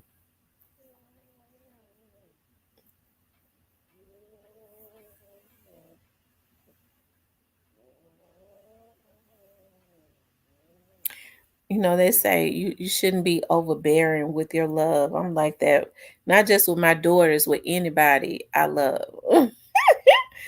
My mama said, like when my mother does not answer her phone, if I call her, I'm going to continuously ring that phone until she answers. So I gotta know. I gotta know that she is okay. She don't answer that, I'm gonna get up and go over there. Oh my God. One of my aunties said, my mama said one time, "Oh my God, let me call y'all back. It's a crazy person beeping in on the phone." I kept, she know it, all she have to do is answer the phone and let me know, especially if I've been out working, I have not heard from her. If I start calling her, she needs to answer the phone. And if she don't answer, I'm gonna keep beeping and beeping and beeping until she answer, so that I know that she is okay. If she answer the phone, all she got to do is say, "Hold on, let me let the crazy person on the other end know that I'm still alive," and then I let her go.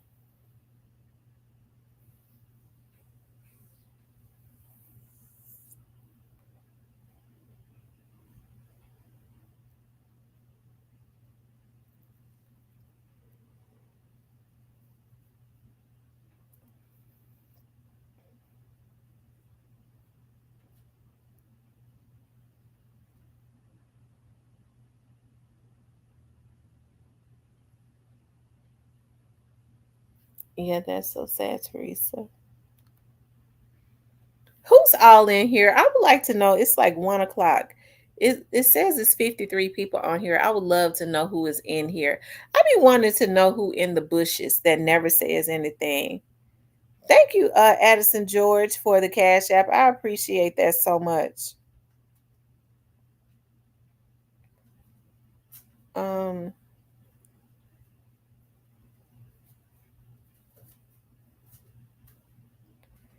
who's in the bushes? I would love to know who is watching that never says anything. I would love to know.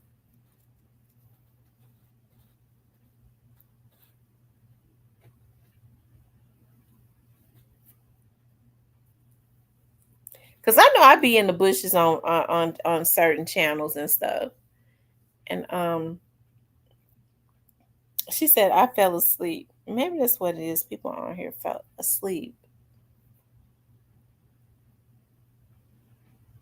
It's some channels that I watch. People would never know that I watch. They would never even believe that I was in their bushes.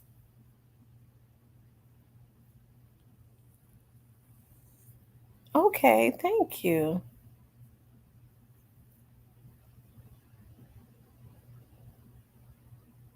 Oh, she said it's 2 a.m. where I'm at. I forget it. Oh, okay. Okay. Hey, Sheila.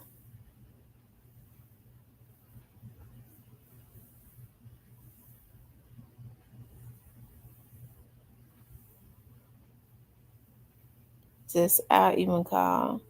Hey, Linda.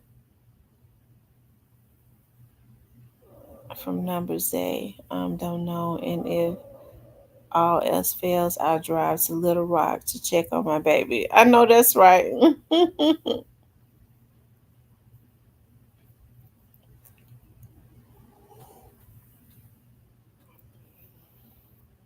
I think they say the crime is pretty bad in Little Rock also.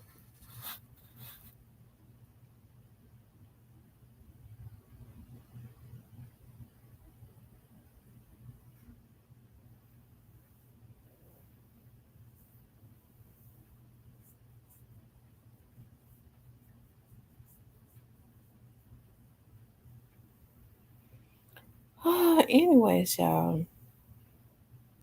Oh, okay, I've been on 2 hours, so I guess I'll get off. I'm just gonna lay around. I'm starting to feel better. I laid around all day because I was not feeling good. So I kind of just been lounging and laying around. I told y'all I went to my mama's house yesterday and got sick. I took a nap and woke up sick. My head and stuff was hurting. It was a little better today, but my stomach was still messed up a little. So I should be back to full, you know, 100% tomorrow, hopefully. I'm going to be over at the bonding company for the majority of the day tomorrow. So, anyways, you guys, I enjoy you guys as always. Let me say a prayer. First, God, I just thank you for everyone that was on this live, even the ones that are in the bushes that did not say anything. I ask that you shield and protect everyone on here and their families, as well as me and my family. No weapon formed against any of us shall prosper. Anything or any lying tongue that rises up against us in judgment will be condemned. Okay. No, I didn't check that.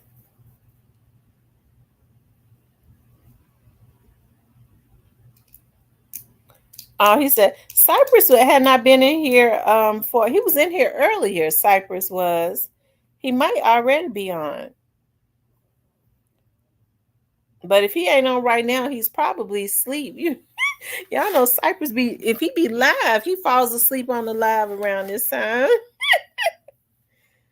Let me see. I was just looking at Blackwood News. I didn't know something had caught a fire at the wolf chase. Oh, yes, it is. I see that. It looks like one of the restaurants caught fire. Because I think the Cheesecake Factory is still there.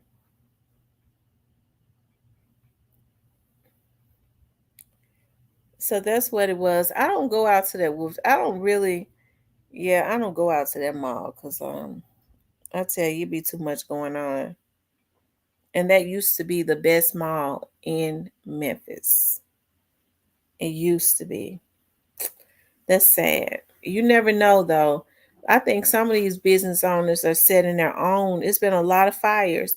So some of these business owners might be paying somebody to set their stuff on fire for insurance fraud. You never know.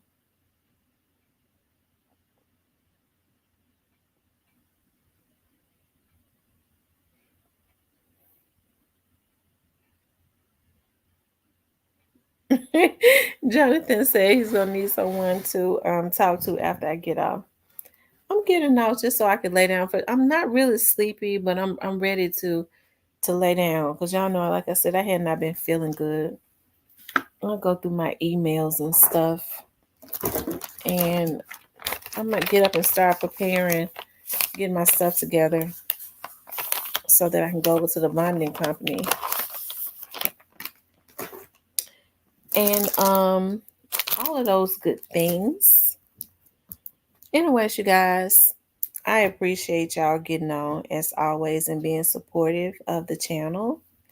I love you guys. It has been an absolute pleasure tonight. I'll speak with you later.